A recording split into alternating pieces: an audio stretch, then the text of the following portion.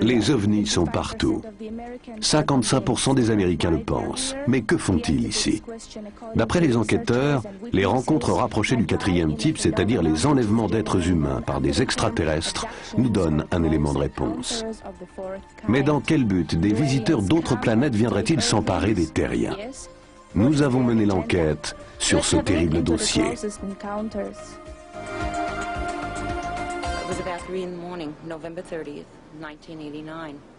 C'était le 3 novembre 1989. Il était 3 heures du matin. Mon mari dormait déjà. Alors je me suis mise au lit et en bonne chrétienne, j'ai dit une prière en pensée. C'est ce qui s'est passé. Comme d'habitude, pour me préparer à dormir, j'ai dit mes prières en pensée. Et j'ai senti une présence étrange dans la chambre.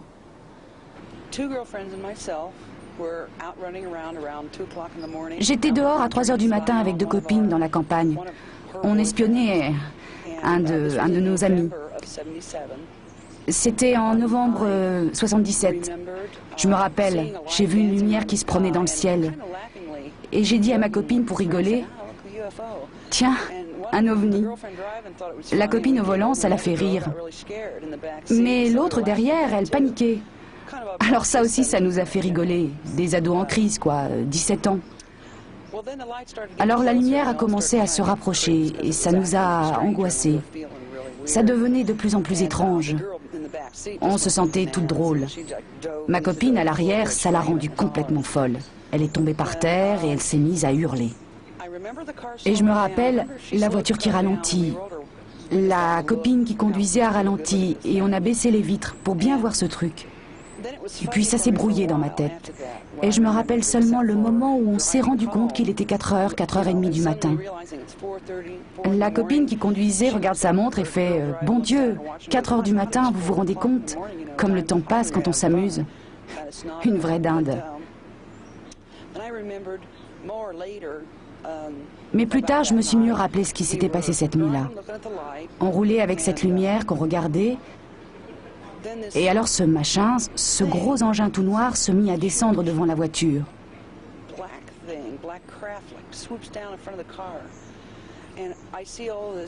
Puis ce fut comme si la voiture rentrait dans le noir.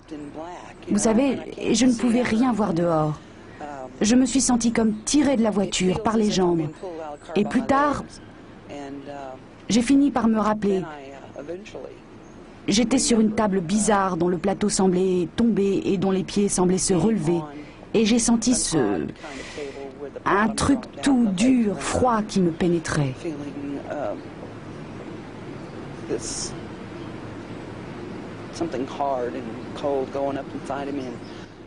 Je me réveille au milieu de la nuit, conscient tout d'un coup, parce que je sens quelque chose qui n'allait pas du tout. J'ouvre les yeux et je suis dans une petite pièce ronde, avec tous ces êtres bizarres autour de moi. L'un avec une grosse tête et de grands yeux noirs, et d'autres petits, bleus très vifs. Et je n'arrête pas de vouloir me réveiller.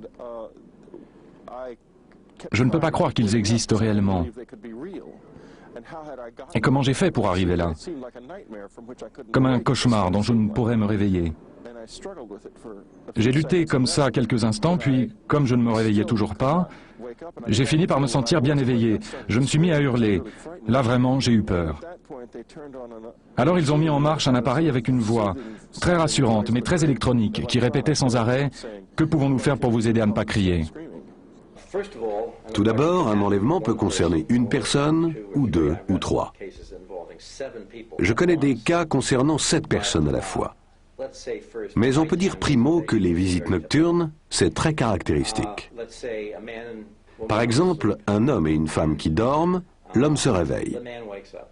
Il ne sait pas pourquoi, et il se rend compte qu'il est paralysé. Pas moyen de bouger. Complètement terrifié, il ne sait pas ce qui se passe, impossible d'alerter sa femme. Elle a l'air de ne se rendre compte de rien, de dormir à point fermé. Elle est déconnectée, c'est le terme. À un certain moment, il se rend compte qu'un ou plusieurs êtres sont dans la chambre, qu'ils s'approchent du lit ou se tiennent près de la fenêtre ou pas. Alors ils se sont décollés du lit, planés ou lévités vers la fenêtre en général. Si la fenêtre est fermée, ils la traversent, escortés par ces petits êtres. Ce n'est pas un cas d'expérience de perception extratemporelle. S'il peut voir son lit, c'est qu'il n'y est plus, il a quitté son lit.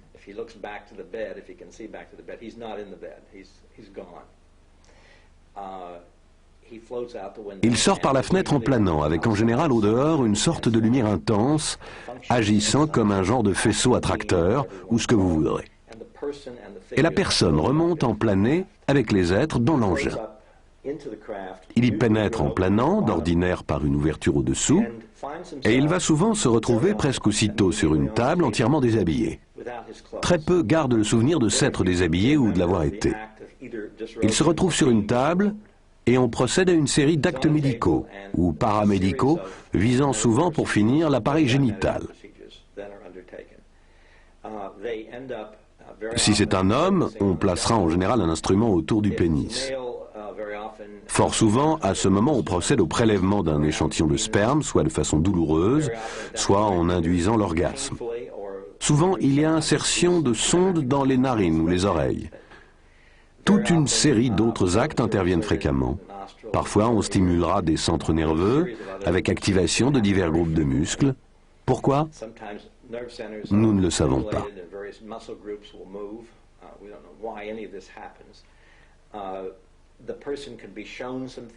Parfois, les aliens montrent quelque chose à leurs victimes.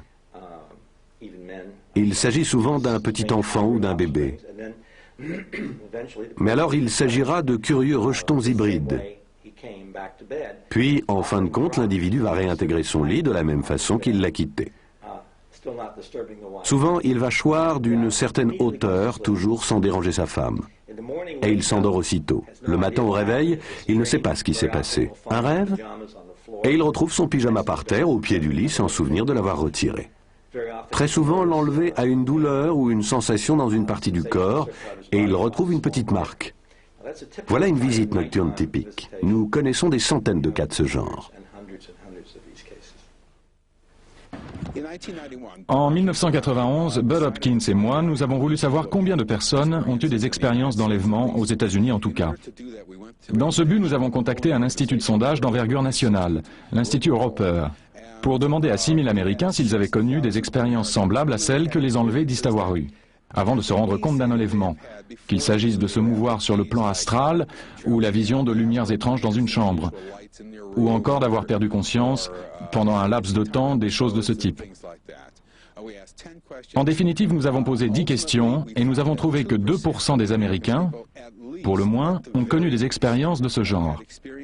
Bien évidemment, il a fallu examiner au cas par cas pour savoir s'ils avaient fait l'objet d'enlèvement ou non. Mais ça fait beaucoup de monde, ce qui donne à penser que le phénomène doit être fort répandu par ailleurs.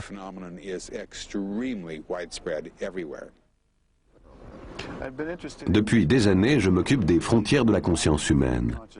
Mais en entendant parler de ce phénomène par un de mes collègues qui me parlait des travaux de Bud Hopkins, j'ai cru que c'était les fariboles. Ça s'est donc fait peu à peu en discutant avec lui, en voyant ses recherches. J'ai découvert que, en tant que psychiatre, je n'avais aucune explication de ce qui, chez ceux qu'on qualifie de nos jours d'enlevés ou sujets d'expérience anormale, se présentait comme une expérience réelle. Et ma question est devenue, que se passe-t-il ?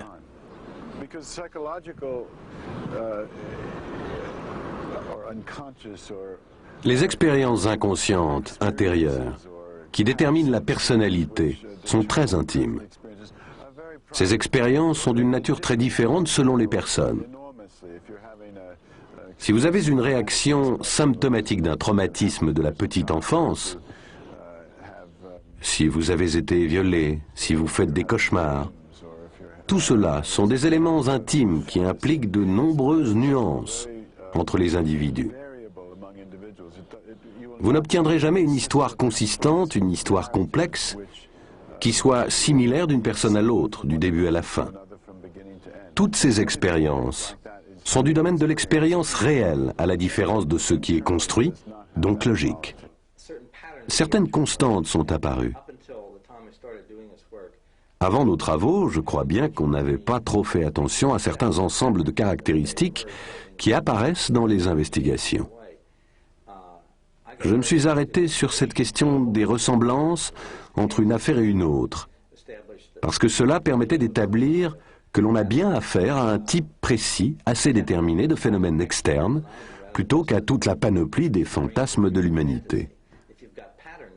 Si l'on retrouve des domaines de ressemblance assez étroits, alors la notion de fantasme perdra beaucoup de force. Les enlevés décrivent, grosso modo, 4 types d'extraterrestres. Encore faut-il prendre garde au fait que bien souvent, on a beaucoup de descriptions différentes. Or, l'un des grands problèmes de l'hypnose est celui de l'identification et de la description des extraterrestres. En effet, surtout lors d'une séance initiale, les sujets ont tendance à fabuler, à dire des choses qui ne sont pas strictement vraies. Une fois mis en place les contrôles nécessaires, on se retrouve en gros avec 4 types distincts d'extraterrestres. L'un d'eux sera l'extraterrestre connu de tous. Petit, bras et jambes grêles, corps mince, grands yeux noirs, absence de cheveux, de nez, de bouche et d'oreilles. D'autres présentent plutôt des allures d'insectes, comme une menthe religieuse, disons. D'autres d'aspect plutôt reptilien, et d'autres d'apparence plus humaine. En définitive, qu'importe, ils apparaissent toujours ensemble avec un objectif commun et ils proviennent donc sans doute d'un seul et même lieu. C'est là un groupe unifié d'extraterrestres poursuivant une seule et même activité.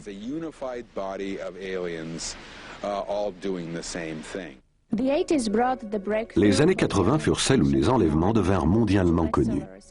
2 best-sellers, Intruders par Bud Hopkins et Communion par Whitley Strieber, présentaient des témoignages nouveaux et les aspects neufs de cette réalité menaçante.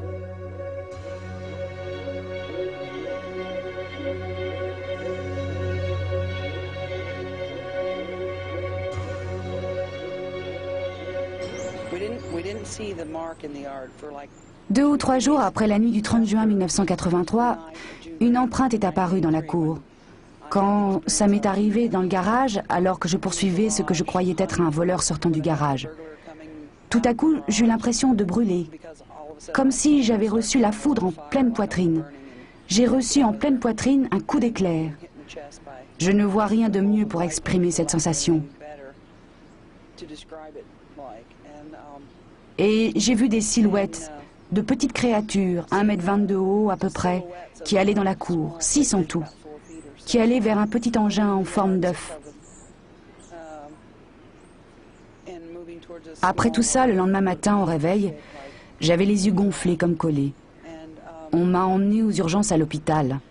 Ils m'ont envoyé directement chez l'ophtalmo, je crois, le spécialiste des yeux. Il m'a accusé en gros d'avoir regardé le soleil. Ça m'avait brûlé les yeux, d'une façon ou d'une autre. Il m'a ordonné plein de médicaments, des gouttes, des pommades, tout ça, et ça a mis 15 jours pour guérir.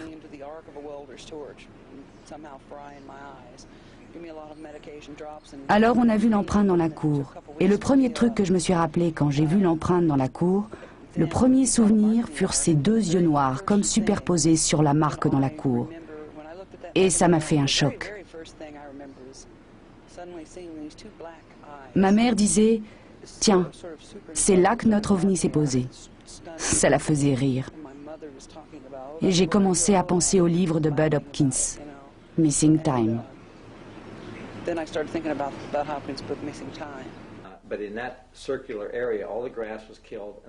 Mais à l'intérieur de cette zone circulaire, toute l'herbe était morte et le sol était, vous savez, la terre avait fondu.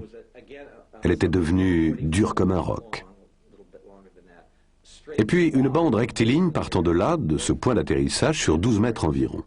Là encore, le sol était cuit et l'herbe était morte. Et c'est vraiment tout à fait mystérieux vu que la terre était très humide, car on avait eu beaucoup de pluie. Mais là, la terre était desséchée, à en être craquelée, et je l'ai dit, dure comme du roc. On a essayé de reproduire cet effet en laboratoire, avec un échantillon de contrôle de terre, et on n'y arrivait pas. Nous ne savons pas quel type d'énergie a touché cette terre. Mais en tout cas, grâce à ces souvenirs, nous savons où l'OVNI s'était posé. Et c'est précisément là que la Terre avait fondu, de sorte qu'on a un élément matériel très concluant à l'appui de son récit. En outre, l'OVNI au décollage a manifestement dégagé un éclair très puissant, qu'une voisine a vu, à l'endroit précis où elle se rappelle qu'il s'était posé. Et quand il a survolé la maison voisine, toutes les lumières se sont éteintes. La voisine, complètement paniquée, a entendu un son rugissant, les lumières sont revenues.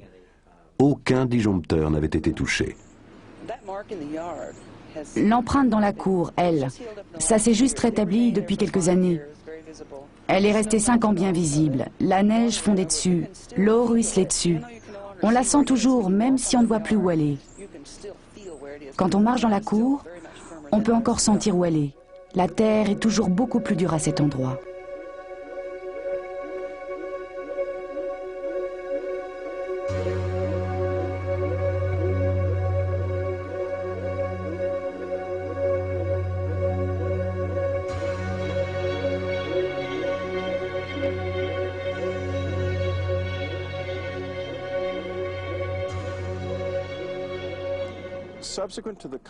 Après ce contact, j'ai eu des amis qui sont venus me rendre visite chez moi. Et il s'est passé une chose incroyable. Ils ont eux aussi été contactés. Même des gens qui ne s'intéressaient pas du tout à ça, qui ignoraient pratiquement tout des enlèvements. Ils ont expérimenté ces rencontres. Ça a bien duré 2 ou 3 ans. Eh bien, je passais la nuit chez les Streiber, dans leur villa de l'État de New York, et en me couchant, j'ai ressenti cette euphorie envahissante, comme si j'étais drogué. Je ne l'étais pas, que je sache. Une sensation délicieuse, à l'unisson avec l'univers. Puis je me suis endormi, et la personne qui partageait ma chambre a eu la même sensation. La même vision de lumière apparaissant dans la pièce. Au départ, c'était parfaitement terrifiant. En février 1986, j'avais tout envisagé. Je me suis retrouvé sans explication possible. Ça m'angoissait, ça n'est pas imaginable. Un peu comme si on découvrait qu'on n'était pas celui qu'on croyait, vous savez. Une expérience épouvantable, affreuse. Et j'ai tenté d'agir sur cette angoisse qui m'affaiblissait, me terrassait, en me promenant la nuit dans les bois où ça s'était passé. C'est devenu une obsession. Je ne pouvais plus me préparer pour ma nuit sans avoir traversé ces bois. Et en même temps, c'était très dur, car c'était vraiment paniquant.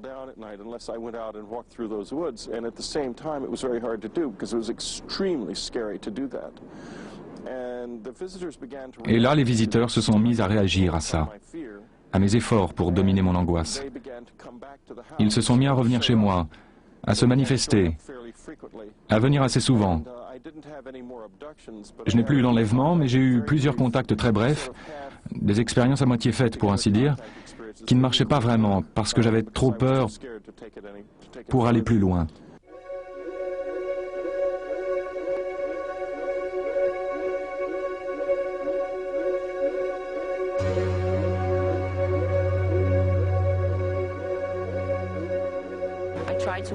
J'ai voulu réveiller mon mari.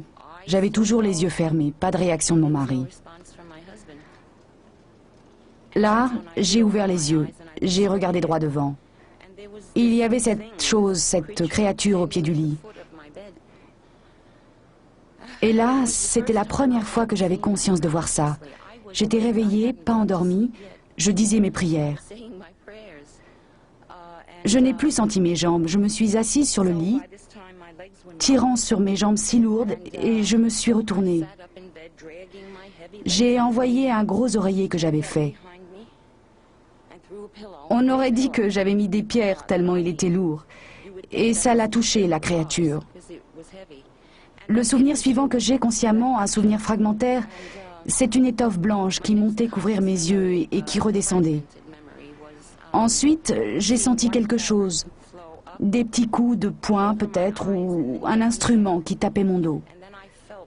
C'est tout ce que je me rappelle. Et alors mon souvenir conscient après ça, c'est de tomber dans mon lit. J'aurais pu être tombée de je ne sais quelle hauteur, de 5 ou de 50 cm, ce qu'on voudra. Mais là j'étais consciente. Je me suis sentie tomber dans le lit.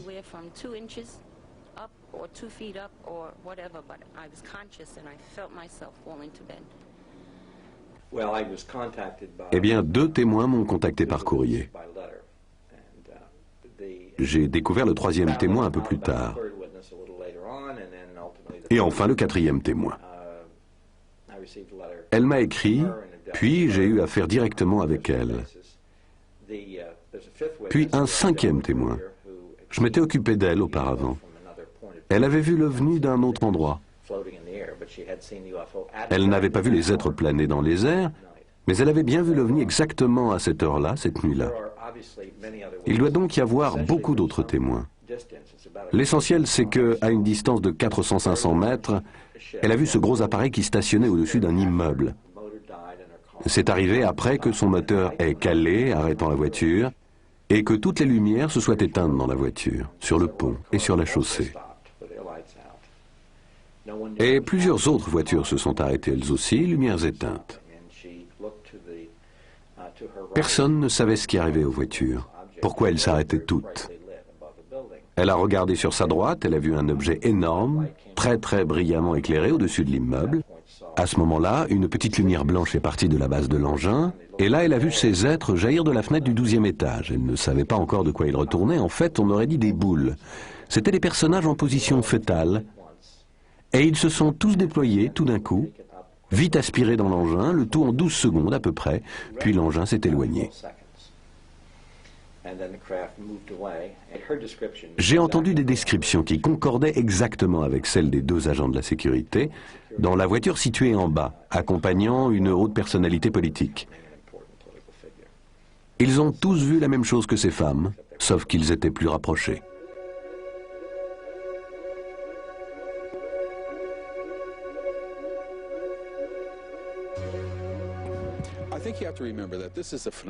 Je crois qu'il faut rappeler qu'il s'agit d'un phénomène qui n'est pas simplement un racontard.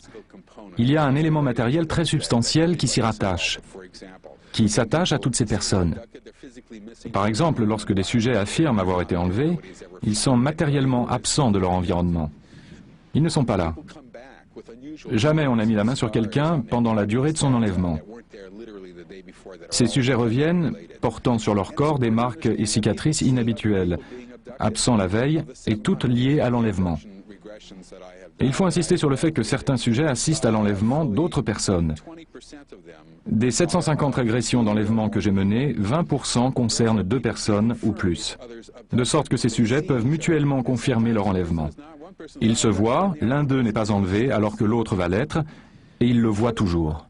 En outre, les détails fournis par ces sujets sont d'une précision extraordinaire. Ils peuvent décrire certains des instruments qu'on leur a appliqués, et nous savons à quoi ils servent, même si ces sujets l'ignorent, n'en ont pas connaissance. Mais nous avons vu ces instruments apparaître en tant d'occasions que nous savons leur fonction. Lorsqu'ils décrivent les actes effectués, ils vont décrire l'acte A, l'acte B, l'acte C, et nous savons que l'acte D va suivre. Eux n'en savent rien et voilà qu'ils poursuivent en donnant la description de l'acte D, de même que tous les autres l'ont fait. Si bien que toute théorie rendant compte de ce phénomène doit prendre en compte cet élément matériel très important et s'y appliquer. Ça, oui, je suis sûre que ça se passe dans le monde réel, matériel. Parce que lorsque je me suis réveillée, j'avais des marques diverses sur le corps qu'on m'avait faites pendant la nuit. Des exemples. Un petit bout de peau prélevé sur le menton, ici. Et j'en avais d'autres que je portais depuis toute petite sans avoir jamais su comment ça m'était arrivé. Mais celle-ci, là, on me l'a faite l'année dernière, au mois de mars, je crois. Je me suis juste réveillée, un petit bout de peau me manquait sur la figure. Vous savez, quand on se fait une coupure, qu'on s'égratine, d'abord ça saigne.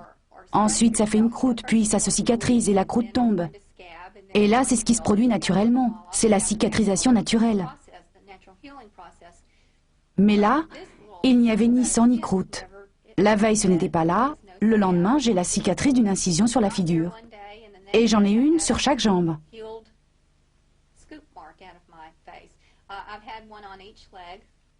Un jour, je me réveille, je découvre cette cicatrice toute petite à la racine des cheveux, qui n'était pas là avant. Je me suis réveillée avec d'autres types de marques différents sur le corps. Par exemple, en janvier, février, là, cette année, je me suis découvert 2 marques rondes sur le dos. On dirait des piqûres en cercle. 7 piqûres en cercle et une au milieu. punctures in the form of a circle, like 7 punctures in a circle and one in the middle. Autre indice de la réalité matérielle des enlèvements par extraterrestres, des implants bizarres dans le corps des témoins.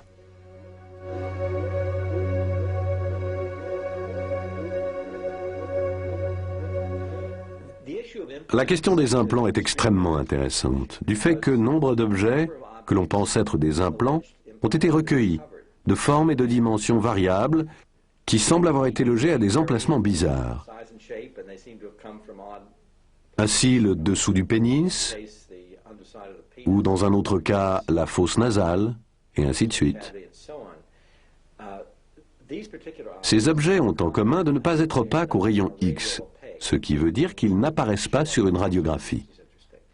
C'est très intéressant. Pour la plupart également, ils sont constitués de matériaux organiques, à base de silice, de carbone, d'oxygène, etc. Il ne s'agit pas... Ils n'ont pas l'aspect de pièces de mécanique. Nous ne savons pas vraiment de quoi il s'agit. On peut difficilement demander aux scientifiques qui ont étudié ces objets de s'aventurer à dire que tel objet n'aurait pas pu être produit sur Terre d'aucune façon. On ne saurait demander à aucun scientifique de se lancer dans la preuve d'une négation. Pourtant, aucun de ces objets n'aurait dû se trouver aux emplacements du corps humain où on les a découverts. Nous n'avons pas plus idée de leur fonction. On peut spéculer, mais tout ce qu'on a, ce sont des clichés radio ou d'IRM montrant de mystérieux objets à des endroits bizarres.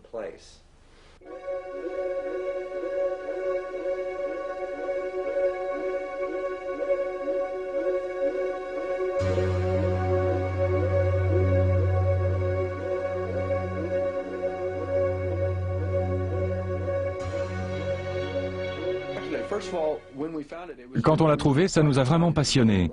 Quand cette dame nous l'a apporté, elle nous l'a apporté par hasard, tout à fait fortuit. Elle se frottait les yeux le lendemain matin, le matin après le 10 décembre. Quelque chose la gênait dans l'œil. Et c'est sorti, ça a atterri sur son bureau. Un objet minuscule mais si dur qu'elle l'a entendu tomber sur le bureau. Sa chef se trouvait là. Elle lui a demandé « Qu'est-ce que c'est ?» Elle a répondu « Je ne sais pas, un grain de sable ou je ne sais pas quoi, j'avais ça dans les yeux, ça m'a fait mal toute la nuit. » Et l'autre « Apportez ça à l'enquêteur, monsieur Sims. » Et elle a répondu « Oh, sans doute, juste un grain de sable. » L'autre lui dit « Non, allez le lui montrer, s'il vous plaît. » Ce n'est que comme ça qu'on a eu cette pièce à conviction-là. Sous hypnose régressive, elle décrit l'objet, comment il a été inséré à l'aide d'instruments chirurgicaux et un autre instrument servant à l'extraire. Alors initialement, je l'ai montré aux zoologistes, aux biologistes. Ils l'ont examiné afin de savoir s'il s'agissait d'une sorte de graine, de matrice. Il avait effectivement l'air d'une graine, une petite graine. Je l'ai montré à un zoologiste afin qu'il vérifie s'il pouvait s'agir d'une sorte de petit œuf. Mais évidemment, ce n'était pas le cas. Je le savais depuis longtemps. Mais je voulais que cela me soit confirmé par des gens compétents en la matière. Le zoologiste l'a regardé, il a dit « Bon Dieu, mais qu'est-ce que c'est que ça? Ça ressemble à du plastique dur ou à une sorte d'œuf, comme si quelque chose était contenu là-dedans. D'où cela peut-il bien venir ?» La seule explication que j'ai pu lui donner fut de lui dire que cela venait de l'œil d'une femme. Il m'a répondu « C'est impossible. Comment cela pourrait-il sortir de l'œil d'un être humain? Qu'est-ce que c'est que ce truc ?» Vous savez, je ne peux pas vous en dire plus au sujet de ce truc, lui ai-je répondu. Un peu plus tard, j'ai souhaité le faire examiner au microscope électronique. Nous avons trouvé des traces de matériaux rares, du titane et du beryllium, ce qui ressemble aux matériaux décrits dans les récits d'OVNI. Je m'y suis mis après avoir rencontré un enquêteur au Texas du nom de Darrell Sims, qui faisait des recherches sur le phénomène des enlèvements extraterrestres depuis environ 27 ans. Il m'a intrigué en me montrant une série de clichés radio d'un pied avec 2 objets métalliques fichés à l'intérieur que j'ai proposé d'extraire. Le temps d'organiser l'extraction pour le patient, un autre cas s'était présenté, où l'objet métallique était logé dans le dos de la main. J'ai mis en place une équipe de chirurgiens, les 2 cas furent opérés, et les résultats d'analyse biologique ont été fichés et archivés, ainsi que les résultats préliminaires d'une longue série d'analyses sur l'origine des métaux.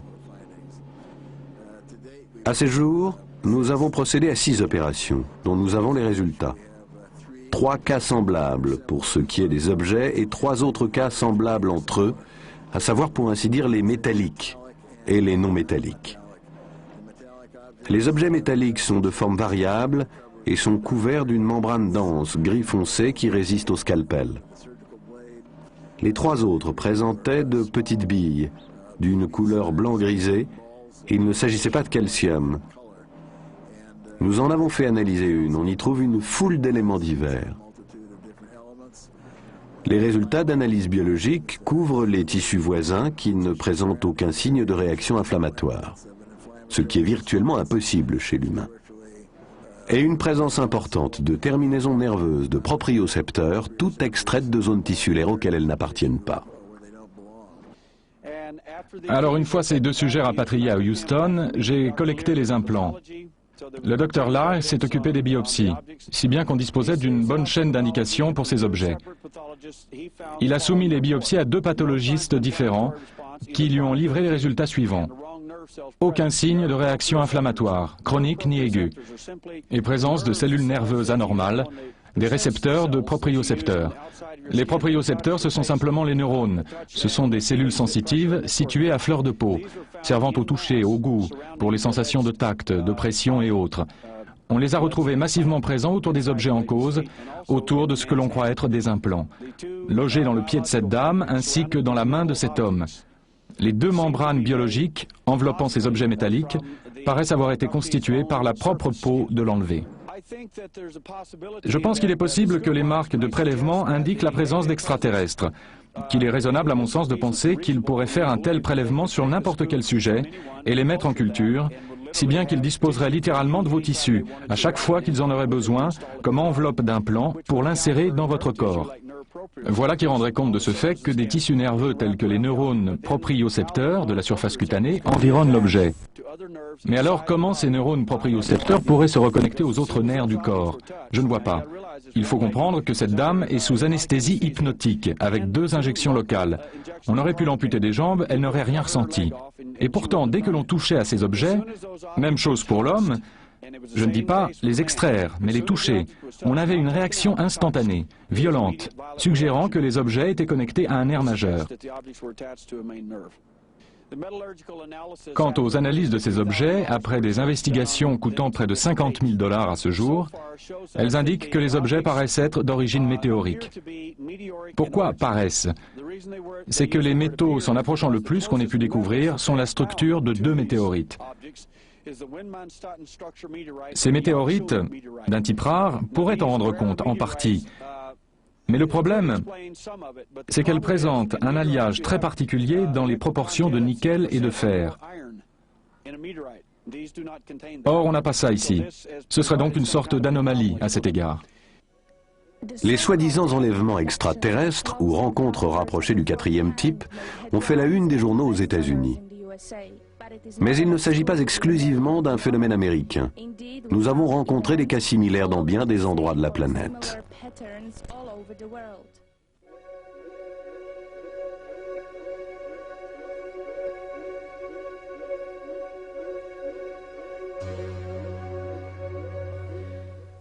En fait, je les ai invités en 1985 parce que j'avais rencontré un Américain en Tchécoslovaquie. Nous avions parlé et il m'avait raconté avoir voyagé dans les ovnis. Alors je lui ai répondu, un peu moqueuse, « Pourquoi ne m'emmènes-tu pas avec toi ?» Et puis un jour, alors que j'étais en train de lire un livre, il s'agissait d'un livre de poèmes dont le titre était « Le premier contact », j'aperçus soudain par la fenêtre, à une 50aine de mètres de moi, un ovni. Je fus totalement paniquée, car soudain je réalisais que j'étais face à quelque chose que je ne pouvais pas comprendre.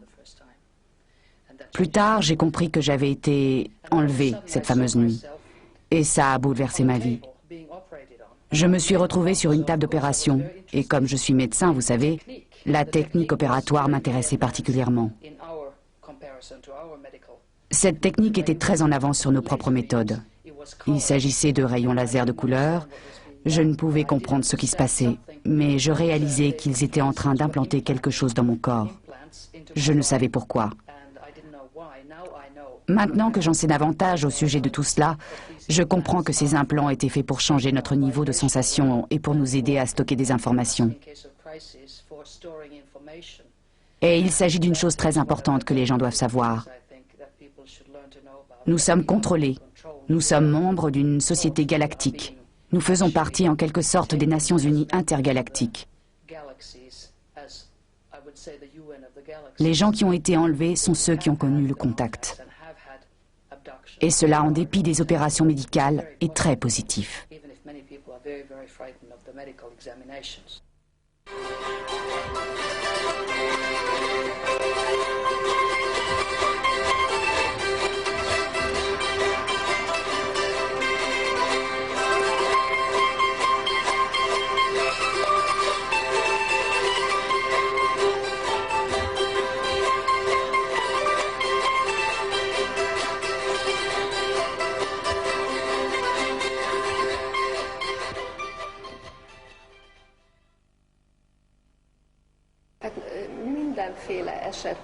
J'ai effectué de nombreuses régressions hypnotiques avec des gens qui se sont alors souvenus de ce qui leur était arrivé sur une table d'opération, entourés de petits êtres, des gris, des extraterrestres humanoïdes. Dans d'autres cas, ils décrivaient la façon dont ils montaient à bord des vaisseaux, comment les extraterrestres leur faisaient visiter leurs engins, leur montraient leurs écrans et systèmes de propulsion.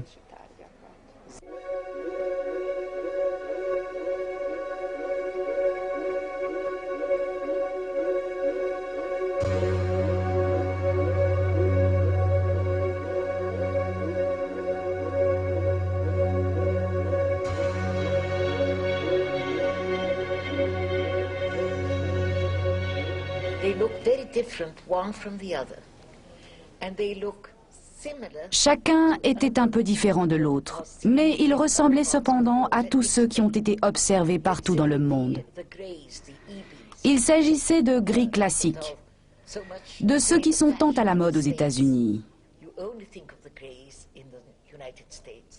Nous connaissons ceci, mais parfois avec de légères variantes.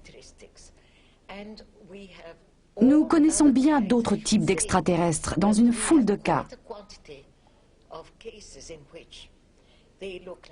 Mais certains ressemblent à des humains.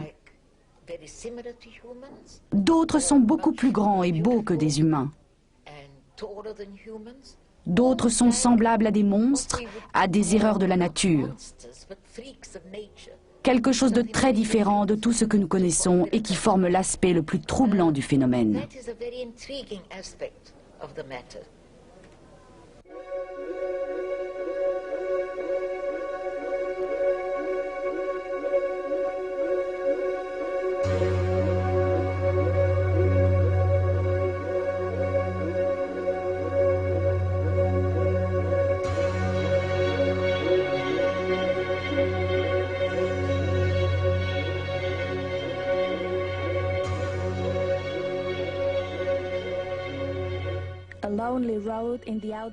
Une petite route australienne fut le théâtre d'une scène d'enlèvement collectif unique en son genre, lors des toutes premières heures du jour, un dimanche matin.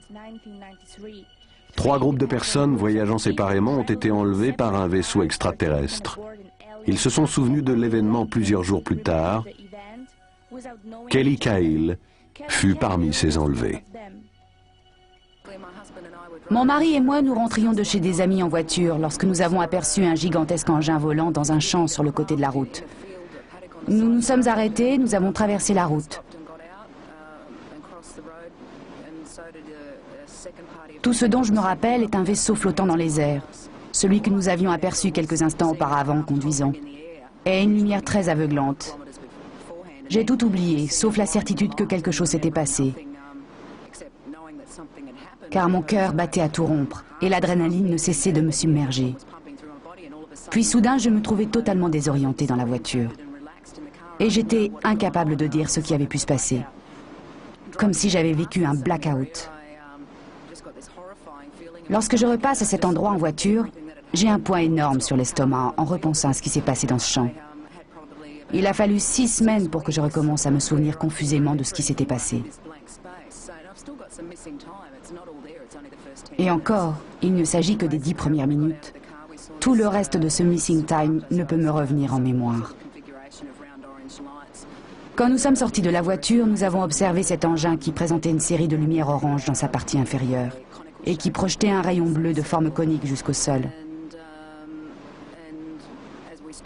Nous étions là quand un être tout noir apparut dans le vaisseau, puis bientôt 7 ou 8 autres. Je sentais une incroyable énergie dans mon corps. C'est la seule façon que j'ai d'exprimer cela. Les petits êtres n'arrêtaient pas d'arriver et j'ai eu une sorte de crise d'hystérie. J'ai ressenti un grand choc dans l'estomac qui m'a plaqué à terre. J'ai alors entendu une sorte de conversation, une voix masculine, mais j'avais vraiment de la peine à rester consciente à ce moment-là.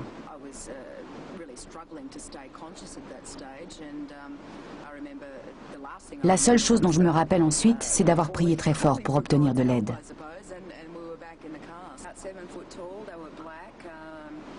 Les occupants du vaisseau étaient grands, ils étaient noirs, leurs yeux étaient rouges, comme s'ils s'étaient mis à rougeoyer au moment où j'ai crié. Je n'ai rien vu d'autre que cet œil écarlate et ces figures noires.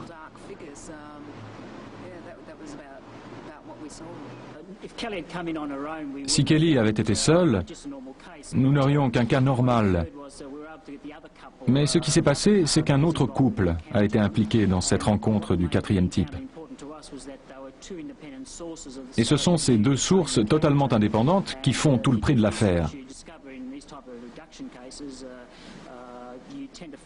Si vous faites des recherches, eh bien vous vous rendez compte que les deux groupes d'observateurs sont en quelque sorte reliés entre eux. Pour dire mieux, la rencontre a eu lieu sur la route et tout le monde est sorti pour observer cet événement. Ainsi, dans cette affaire, les deux voitures ne se trouvent pas au même endroit et les personnes à l'intérieur ne se connaissent pas. Chaque voiture disparaît et réapparaît à un endroit et à un moment différent. Eh bien, ce que nous avons fait d'abord, c'est localiser l'endroit où tout cela s'est déroulé. Nous l'avons trouvé assez facilement. Mais après un examen scientifique du sol, nous nous sommes rendus compte que le biotope avait subi des traumatismes. Il y avait 3 marques dans le sol, d'environ 75 cm de diamètre. Nous avons aussi remarqué d'autres anomalies dans le sol, comme une forme étrange, comme une demi-lune. En outre, chacune des deux jeunes femmes, peut-être parce que les hommes se trouvaient assez loin de leur voiture, avait été touchée. L'une des deux femmes, qui s'appelle Glenda, une infirmière confirmée, présentait des marques qui ont été d'ailleurs photographiées. Un triangle est apparu sous son nombril, de même qu'une marque à l'intérieur de la cuisse gauche, ainsi que sur le bas de sa cheville. Il y avait ainsi de nombreuses preuves physiques.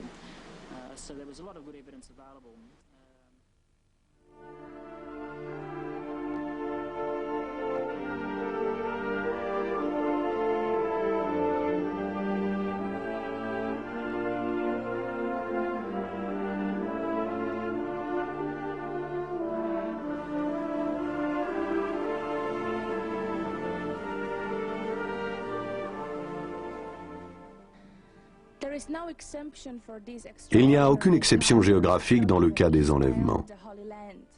Même Israël, cette terre sacrée, a connu des affaires d'enlevés. Plusieurs cas sont apparus depuis 1996. Le premier a eu lieu à Nazareth, la cité même où il y a 2000 ans, Jésus fut élevé.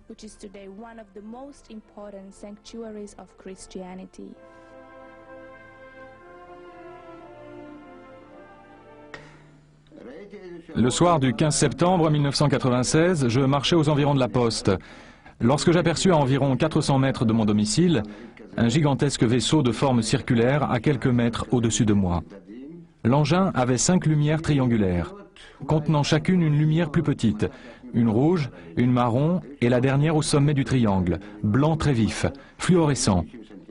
Lorsque je regardais le vaisseau, je me sentis soudain happé à l'intérieur. Là, je me retrouvais entouré de petites créatures. Ils avaient 3 tentacules en guise de bras terminés par de longs ongles. Une des créatures était une femelle. Elle portait une sorte de combinaison verte. Leur peau était également verte. La pièce elle-même semblait faite de cristaux. Les humanoïdes me firent un signe à hauteur de hanche environ. Une autre créature femelle portait une sorte de casque ou de chapeau. Puis un être plus grand fit son apparition et les plus petits se sont mis à se rassembler autour de lui. Il a lancé comme un ordre aux autres et sa voix était un peu comme le bruit d'un disque qu'on raye. À ce moment, un des petits êtres se rapprocha de moi et me jeta une poudre jaune au visage. C'est tout ce dont je me rappelle.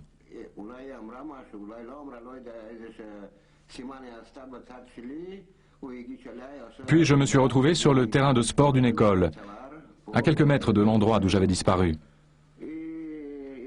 J'étais complètement désorienté, mais j'ai décidé de me rendre au commissariat le plus proche afin de leur raconter toute l'histoire.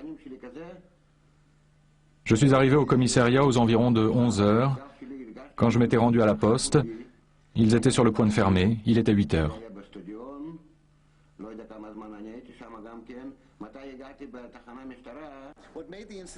Ce qui a rendu cet incident particulièrement intéressant, c'est qu'il s'est rendu immédiatement à la police. La police a ôté de la poudre jaune qui se trouvait sur son bras, jusqu'à son poignet. Cette poudre a été analysée à l'hôpital à Foula. On a trouvé que cette poudre était composée d'aluminium à 55%, mais on n'a jamais eu les résultats pour les 45% restants. Les journaux disaient qu'il ne s'agissait pas de poussière du sol d'Israël, qu'il s'agissait d'une mystérieuse matière. La composition des 45% était inconnue. On a fait des analyses sans résultat. Mais nous avons encore une fois des preuves concrètes. Je ne vois pas comment Yuri Isakov, un marin à la retraite, aurait créé cette poudre chez lui ou ailleurs et l'aurait ramenée au commissariat afin de raconter toute cette histoire. Le lendemain, je me suis senti vraiment mal. J'avais des traces de brûlures sur les bras et sur le visage. Cela me brûlait tellement que je n'ai pas pu prendre le moindre bain ou me laver pendant des jours, car je ne supportais pas le contact de l'eau sur mon épiderme. En décembre, j'ai même eu un testicule qui s'est gravement inflammé.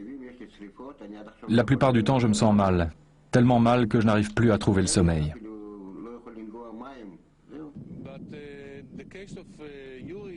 Le cas de Yuri Isakov est vraiment incroyable, parce que depuis qu'il a été enlevé, et jusqu'à maintenant, comme il nous l'a raconté, il souffre toujours. Ses blessures ne guérissent pas, et personne ne s'occupe de lui. La dernière fois que je l'ai vu, il m'a dit « Peut-être que le gouvernement attend tout simplement que je meure afin d'examiner mon cadavre. » C'était très triste de l'entendre s'exprimer ainsi.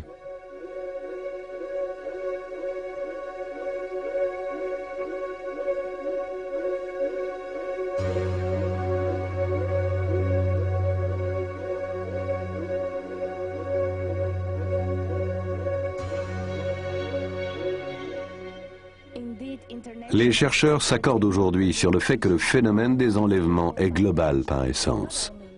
Il ne concerne pas seulement l'Europe, les États-Unis, l'Australie, mais aussi l'Afrique et l'Orient.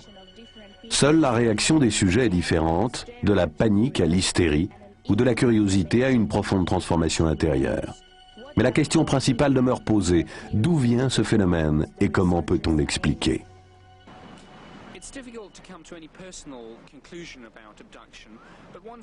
Il est très difficile d'arriver à des conclusions personnelles et définitives au sujet des enlèvements. Mais un aspect du phénomène me retient tout particulièrement. Je pensais que la plupart des enlevés réagiraient avec peur et colère à ce qui leur était arrivé. Mais aucun ne réagit comme ça. Ils réagissent d'une façon beaucoup plus positive. Ils développent une philosophie personnelle proche du New Age. Ils se mettent à peindre, à dessiner ou à écrire des poèmes. Cela me frappe comme s'il s'agissait de quelque chose d'artificiel, d'extérieur à eux, comme s'ils avaient été induits.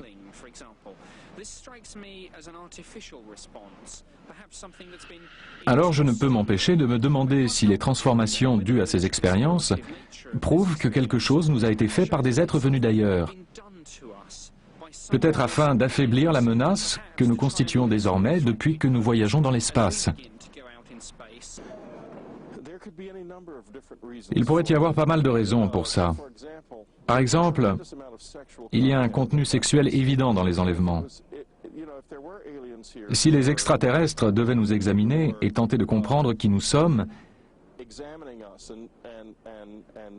l'une des premières choses qu'ils feraient serait d'examiner notre sexualité et notre patrimoine génétique.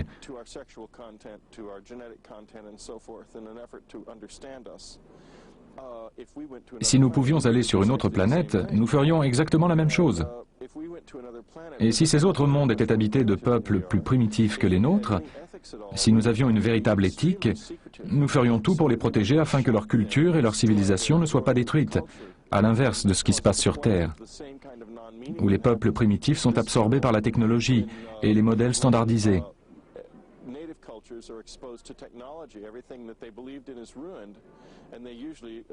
Quelles que soient les formes vivantes en dehors de notre planète, elles essaient de rentrer en contact avec nous sans détruire ce que nous sommes. La plupart des enlevés racontent que les aliens veulent sauver la planète et l'environnement, et nous avertir de ne pas poursuivre dans cette voie. De plus, ils souhaiteraient mieux connaître l'homme et son anatomie. Enfin, ils aimeraient nous transmettre tout un savoir qu'ils ont acquis et qui permettrait notamment de nous guérir. Et ils font ça pour notre bien, car nous détruisons cette planète. Je veux dire qu'il est évident que si nous ne changeons pas notre façon de nous comporter les uns vis-à-vis des autres, nous disparaîtrons. Nous méprisons tous ceux qui sont différents, tous ceux qui ont une autre religion, une autre couleur, une autre façon de voir le monde. Nous détruirons la Terre par la pollution, par la radioactivité, par les installations nucléaires.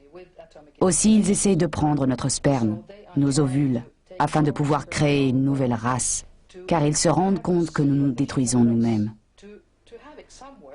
L'humanité est si primitive, si grossière qu'elle doit être changée. Et ce n'est pas la première fois que ce constat s'impose, car nous avons déjà fait l'objet de manipulations génétiques depuis des milliers d'années.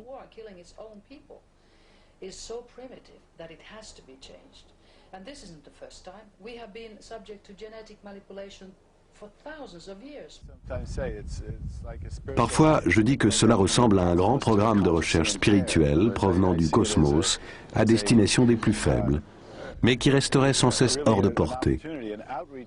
En d'autres termes, je considère qu'il s'agit là d'une chance extraordinaire. Le fait qu'un phénomène aussi difficile à saisir permette à des centaines, à des milliers de gens d'ouvrir à nouveau leur esprit à l'univers. Un univers qui vit, où la vie et l'intelligence triomphent, et qui n'est plus seulement considéré comme une étendue infinie, mais comme un domaine sacré, divin, offrant toutes sortes de possibilités. Tout cela nous ouvre de nouveau à l'inconnu. Je pense que nous avons toujours vécu dans l'inconnu. Mais ce phénomène nous y confronte encore plus fortement. Et j'estime qu'à l'avenir, nous devrons affronter les peurs qui accompagnent la pensée de l'inconnu. Affronter la peur de l'inconnu.